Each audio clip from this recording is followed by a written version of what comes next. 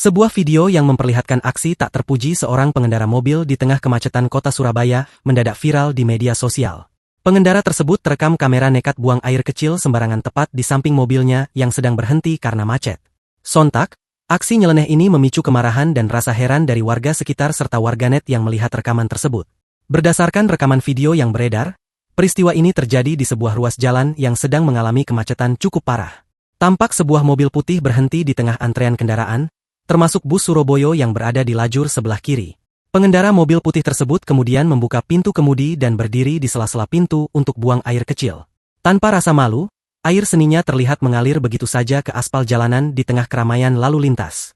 Warga yang merekam kejadian ini pun sangat menyayangkan aksi tersebut, terlebih diketahui pengendara mobil itu sudah 2 kali melakukan aksi serupa di tengah jalan.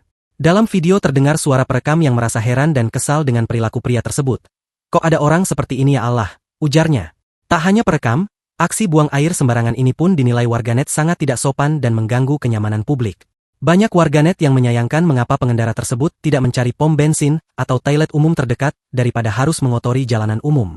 Hingga berita ini diturunkan, belum diketahui pasti identitas lengkap pengendara mobil tersebut.